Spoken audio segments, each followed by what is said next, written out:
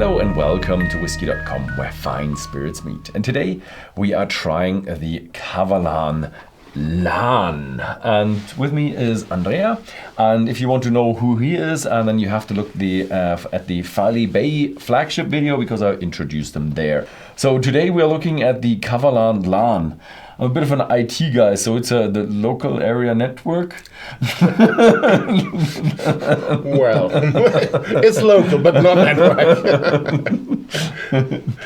So what is it about? In fact, LÁN, the Chinese word, and you see here even on the carton the Chinese sign for LÁN, which means as well orchid. Orchid? Orchid, yeah. Orchid. Or is it orchid? No, orchid is orchid. Orchid is orchid. Orchid? Yeah. That bloomy thing here. Yeah. It's written. Let's see.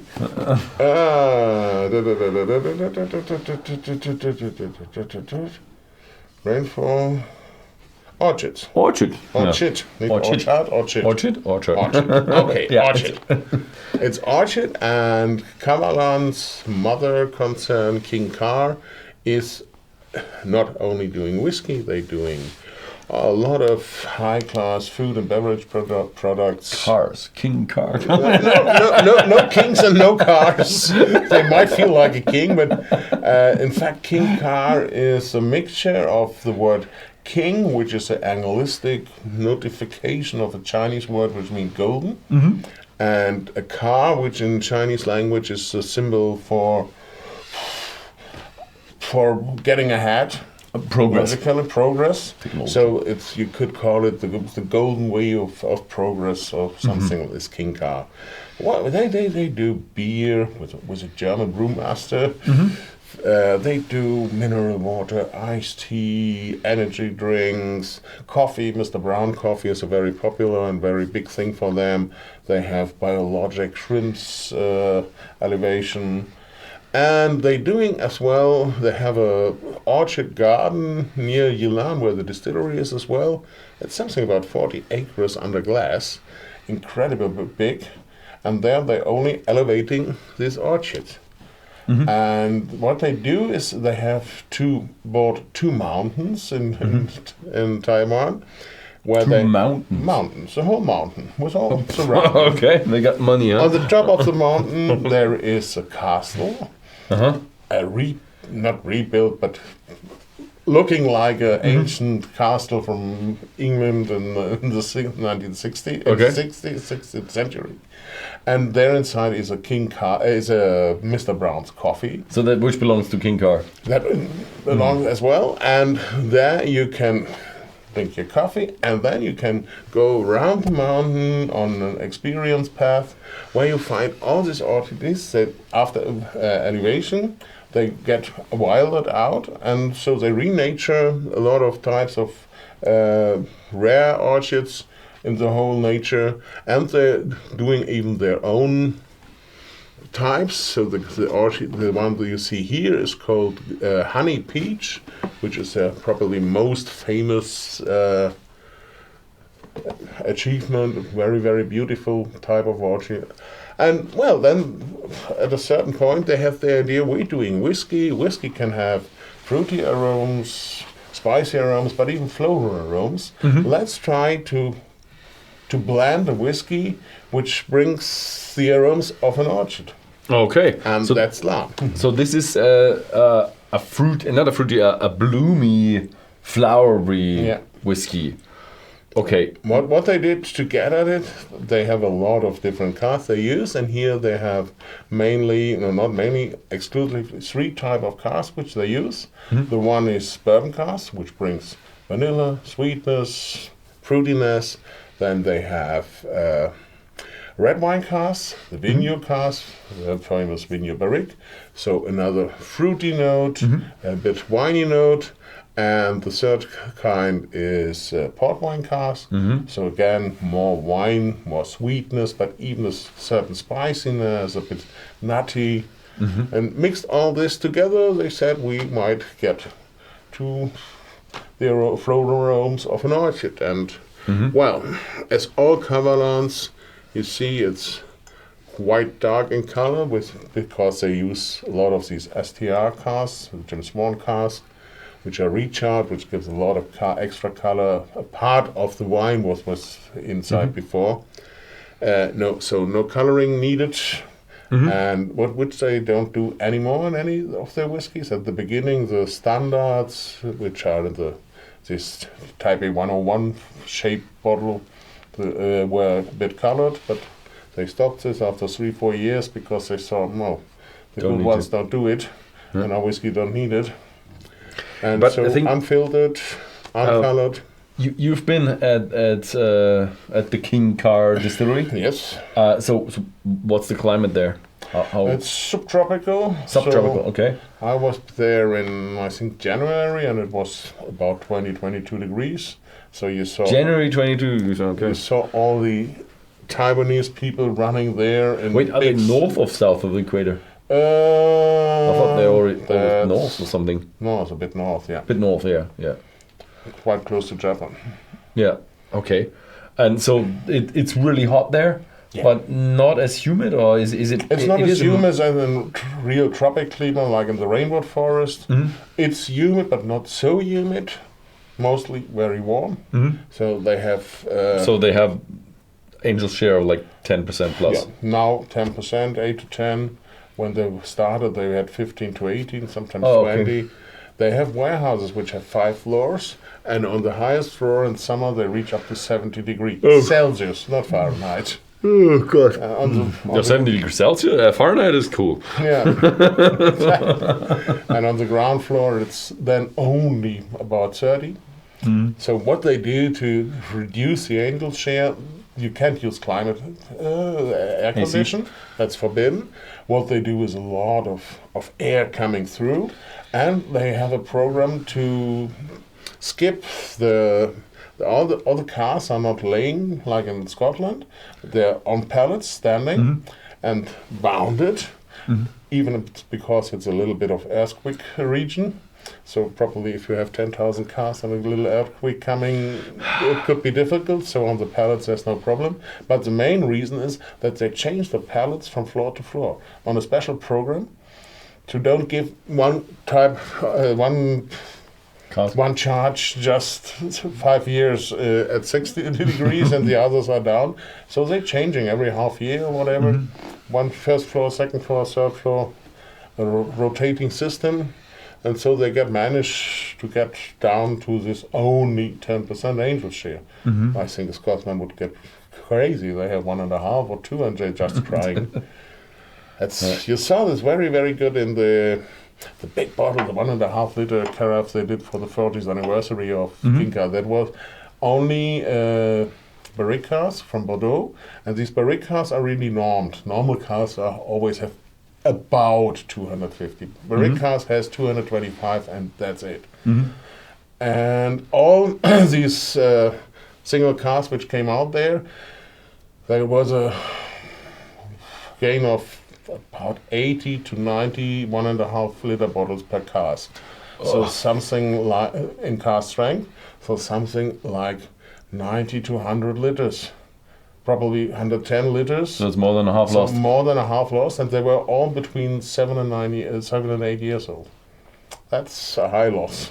That's a high loss. That explains a little bit as well why Kavalan is not as cheap as some other whiskies. Yeah. Because they lose half of the You told liquid. me in the German take, you told me something interesting that you heard about a bit of a scientific study that the people had a look at how whiskey, or I think it came from rum, matured, and you told me that above 16 there is the reactive time for the whiskey. Exactly, the active phase where the liquid and the cask are working together. So let's say the whiskey gets aromas from the cask, is works only when the ambient temperature is about 15-16 degrees.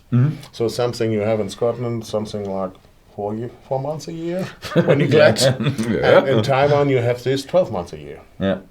So that means if you mature a whiskey in Yilan for 4 years, you have 48 months of active work.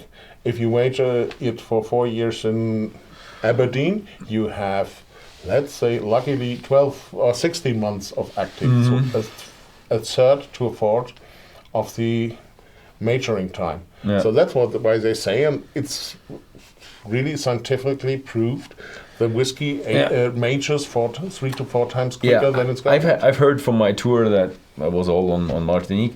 They told me 2.5 times to about 4, sometimes 5. They said of the time of the speed it matures. But you with the month, that actually gives you a good idea of how that works and the idea behind, because it's you have causality, but no correlation, and that is then the causality behind that. Yeah, I think it's easier to really count it, and then it's easier to understand. 48 is 3 times 12, 3 times 16, or 4 times 12, and 12 to 16 months is a maturation in Scotland. So the other thing is, you will never get a 10, 15, 20-year-old Kavalan. They could do that in March 2006. The first drop came out of the still. Would have been 18 this year. I don't think there's anything left in cask number 1. I think, yes, it is bloomy. It is, but it was very, very bloomy when I smelled it the first time. It is very velvety. Yes, it does. You could talk about orchid, but I would rather go, because I've smelled it and tried it already in the German take, I would rather go for rose now. But when I smelled it for the first time, for me it was a bit overwhelming. Because it really reminded me a little bit of what's the store with perfumes in it? Parfumerie? Yeah, well, that's probably French. But I really don't like to go into these stores that sell perfume. And that had a little bit of that effect on me, because it is very, very strong. Yeah. They do have very intense flavors. Yeah, that's even because of the intense maturation. Yeah. But, well, to be honest, every whiskey needs a little bit of air when you put it in. Probably very cheap blend, not because it doesn't help, but every little bit more classy whiskey needs a little bit of air to react with. And you're absolutely right. First smell is woo, okay, very bloomy. But now it's real nice floral notes, but combined with wine notes, with fruit notes, everything together. Did we already mention the casks? I think so, yeah. Bourbon, port, and wine. Oh, okay, good. Yeah. So, then, well, what are they? Gambay? Gambay. But don't take it too serious, because it means bottom up. Like so you have to drink everything. And they do it in Taiwan, but it's hard. That's probably because Taiwan is number 4 to 5 every year in the Scottish export figures. Because they have 38 million people there. And they drink a lot of whiskey. And I was, some 20 years ago, Scots people told me, well, you in Germany with your 2 cl in a glass, that's ridiculous. In Scotland you have 35, 40 ml. Go to Spain, they have 8 portions out of a bottle. I've been to Jamaica, where I found out, okay, they do 5 portions with 1 bottle. And I think this is unbeatable. Then I went to Taiwan, 3. You get a jug full of whiskey and a glass, and this 3 jugs from a bottle, and you don't drink only 1 whiskey in the evening. That's hard. I like it because it's 43%, and it's really round, velvety, easy to drink. You don't feel any alcohol. Very fruity and also very very fruity and bloomy. Yeah. And for me, one of the most impressive things is it's only 43. But I drink it, leave it gone, and wow, it stays in your mouth. You really have a long, long finish. And that is something which, when you go back in time to the old blends of the 50s, 60s, they all had only 43%. And when you drink them now, you think, hey, how could they do this? With only 43%, this enormous intensity, and you don't have it nowadays. If you want a very long finish, you go to 46, 48 or cask strength. Normally the 40% cheaper whiskies, drink it and it's gone. And here with the 43, stays and stays, and now it's softly going away, but still something present. Yeah. That's the thing what many people say about the finish. The finish, yeah, this is not what goes down your throat. What goes down your throat and heats up your stomach is the alcohol, not the finish. The finish is the taste which stays in your mouth. I like it. You realize they are holding, they are getting their volume, their intensity from the cask, not the alcohol. So I think it was a very good idea to go down with 43%. Yeah. I would really like to know if they could go like 40%, but I don't know. 43 sounds very good to me. Well, they have their easy basics, the single malt and the concert masters, which are at 40, which are very nice. They have at 46. Oh, they do have 40. They have 40. The easiest, the ones in the Taipei 101 shape bottled, and the triple sherry. Are all 40, and even the triple sherry, I was at the beginning saying, are you crazy? A whiskey at this premium price class with 3 different sherry cards, only 40, why? Taste it. Okay. Good. Yeah, they take it out of the cask and not out of the alcohol. Where some of them say, my drinking strength is good at 48 or 46 or something, or some 50 or something. Yeah, you need that to transport enough flavor to get a nice experience. You don't need that here, but you do realize, it's a tropical whiskey. Yeah, it's a tropical whiskey. It feels like a tropical whiskey. Exactly. Well-made tropical whiskey. Yeah. No, in fact, alcohol is... For whiskey, is that what glutamate is for Chinese cheap food? It's a flavor intensive. Flavor intensive. I would always say flavor transport. Because it has the flavor, and you can even, when you change the alcohol concentration, you can release or capture flavors and stuff. So very nice, very interesting.